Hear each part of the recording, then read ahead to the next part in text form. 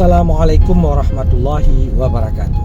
Saudara-saudara sekalian, manusia ini adalah makhluk nafsu. Manusia itu makhluk nafsu, dari hierarki terendah sampai kepada hierarki tertinggi.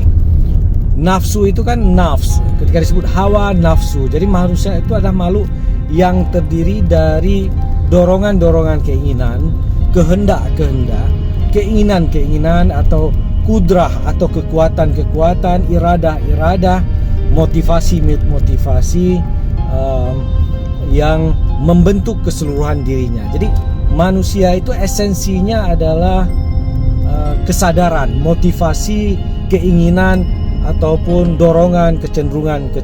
Jadi ada unsur-unsur kejiwaan yang menjadi penyebab manusia ingin ini, ingin itu. Jadi manusia adalah nafs, makhluk nafsu atau makhluk kejiwaan.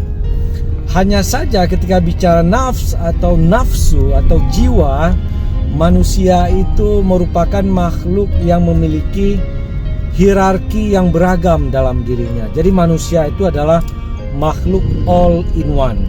Segala jenis nafs atau nafsu itu ada dalam dirinya, mulai daripada nafsu yang terendah sampai kepada nafsu yang tertinggi. Atau bahasa lainnya, manusia adalah makhluk yang memiliki jiwa-jiwa yang rendah, jiwa-jiwa kebinatangan atau dorongan-dorongan, insting-insting yang sifatnya animals, sampai kepada insting jiwa, dorongan-dorongan, keinginan-keinginan yang sifatnya pure ilahiyah atau makhluk yang berjiwa ilahi atau berdimensi ruh. Jadi semuanya itu berada pada satu gradasi tertinggi sampai kepada gradasi terendah. Artinya manusia itu merupakan makhluk yang mengkompilasi, yang mengumpulkan keseluruhan jenis jiwa, mulai daripada jiwa atau ruh tertinggi, ruh al-ilahi, sampai kepada ruh materi atau sensasi-sensasi yang sifatnya materialistik. Jadi begini, ketika bicara nafsu atau jiwa, Al-Quran ya secara umum dalam beberapa ayatnya menyebutkan manusia itu memiliki 3 jenis jiwa atau nafsu, mulai pada ammarah, kemudian lawamah, dan mutmainnah. Tapi kemudian lewat beberapa petunjuk lainnya, para sufi seperti Imam Al-Ghazali merumuskan jiwa ini dalam 7 tingkatan, mulai pada nafsul ammarah, nafsul lawamah, nafsul mulhamah, nafsul mutmainnah, kemudian nafsu radiyah, nafsu mardiyah, dan nafsu kamilah. Jadi ada 7 tingkatan nafsu. Jadi artinya dari lembah kebinatangan sampai kepada jenis nafsu yang berada di puncak hierarki yang disebut sebagai nafsul kamilah. Jadi sudah berbentuk nafsu ketuhanan. Nafsu ketuhanan itu sudah bermain energi atau level kekuatan, iradah, keinginan-keinginan Tuhan dalam diri manusia. Jadi dalam diri manusia itu ada binatang, kemudian ada jiwa yang sifatnya netral, yang logis, rasional, sampai kepada jiwa malaikat, sampai kepada jiwa ketuhanan. Nafsu ammarah itu adalah jiwa yang gelap, nafsu binatang atau nafsu dulumat atau gelap, yang sifatnya itu memang sangat kasar. Manusia keinginan-keinginannya sangat radikal, sangat kasar, sampai kehilangan nalar ketika manusia muncul kehendak-kehendak ini. Seperti syahwat misalnya, ketika orang sudah muncul syahwat, itu hilang logika, rasionalitasnya, karena memang itu pure punya binatang. Begitu juga nafsu-nafsu amarah lainnya, termasuk ketika sudah marah, itu betul-betul nafsu yang hilang akal sehatnya. Termasuk juga ketika muncul sifat iri, dengki, tamak, ya, loba atau koruptif, itu hilang rasionalitasnya.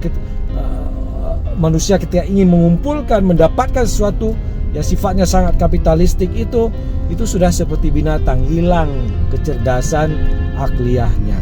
Tapi begitu naik setingkat, ada jiwa yang namanya jiwa lawamah dan jiwa mulhamah. Itu jiwa-jiwa yang sudah menyesali diri, merasakan penyesalan, merasakan ada alam yang seharusnya dia geluti lebih sadar. Muncul kesadaran untuk berbuat lebih baik, keinginan untuk berubah, motivasi atau harapan untuk lebih baik. Jadi jiwa lawamah dan mulhamah itu ada jiwa-jiwa yang sudah tumbuh kesadaran ruhaninya, menyadari bahwa ada kebaikan-kebaikan. Jadi ketika memilih menginginkan sesuatu, dia sudah berpikir secara kritis, ini baik atau tidak baik. Tapi tetap saja itu adalah jiwa kemanusiaan, jiwa makhluk material, jiwa baharu. Ketika bisa di-upgrade setingkat, maka mulailah ia mencantolkan dirinya pada nafsu yang disebut dengan nafsul mutmainnah. Nafsul mutmainnah itu adalah jiwa yang tenang. Inilah jiwa malaikat. Manusia bisa menjadi malaikat dalam konteks kejiwaan. Jiwa malaikat inilah yang menyebabkan manusia bisa terkoneksi dengan Allah. Sebab dikatakan dalam surah Al-Fajr pada 3 ayat itu, ya ayyatuhan nafsul mutmainnah. Jadi wahai jiwa-jiwa yang tenang. Jadi Tuhan sudah mulai memanggil manusia pada level ini. Jadi ketika sudah berada pada level jiwa mutmainnah, manusia sudah bisa terkoneksi dengan Tuhan, dan Tuhan sudah mulai berinteraksi dengan dia. Artinya jiwa inilah yang mulai bisa menangkap pesan-pesan ilahiyah. Jadi untuk memperoleh jiwa yang tengah itu butuh riadah ruhani, tazkiyatun nafs, butuh metode tarikat untuk bisa mengupgrade jiwa ini dari alam, sebutlah alam jabarut yang kasar sampai ke alam malakut. Di alam malakut inilah jiwa yang tenang itu bisa diperoleh. Jiwa yang tenang itu jiwa malakut, jiwa di mana seseorang sudah mulai bisa berinteraksi, berkomunikasi, mendapatkan vibrasi petunjuk atau ilham-ilham dari langit. Dan kalau manusia bisa mengupgrade jiwa lebih tinggi lagi, naik ke makam yang lebih tinggi, jiwanya diasah, maka akan mengembang lagi, jiwanya akan berubah menjadi jiwa radiyah dan mardiyah. Jiwa radiyah mardiyah itu jiwa yang sudah lebur dalam dimensi ilahi. Inilah disebut oleh Rumi ketika manusia mati sebagai binatang, jiwa amarah tadi, dan jiwa manusia jadi manusia, memiliki jiwa lawamah dan mulhamah. Ketika kita mati sebagai manusia, maka kita menjelma menjadi malaikat, menjadi makhluk mutmainnah.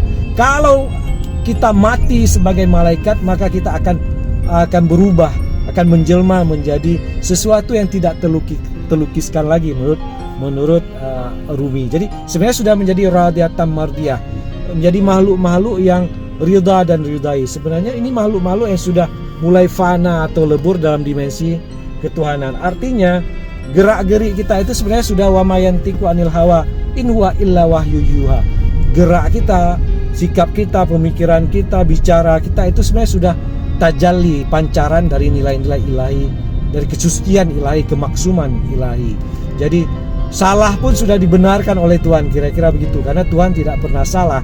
Semua karakter, asma-asmanya sudah terintegrasi dalam diri kita. Jadi orang melihat kita sebenarnya sudah lebih melihat ada unsur-unsur ilahi yang terpancarkan di dalam diri kita. Akhlak kita sudah menjadi akhlaknya Tuhan.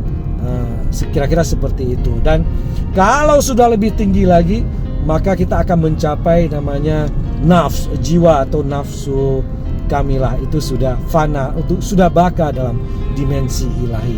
Itu sudah menjadi makhluk-makhluk yang sangat tercerahkan, menjadi Muhammad yang terintegrasi dalam sifat kerasulan.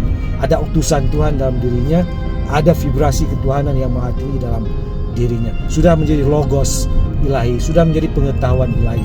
Segala kehendaknya adalah kehendak ilahi. Segala perilakunya, tangannya, matanya, hidungnya, pendengarannya, lisannya sudah merupakan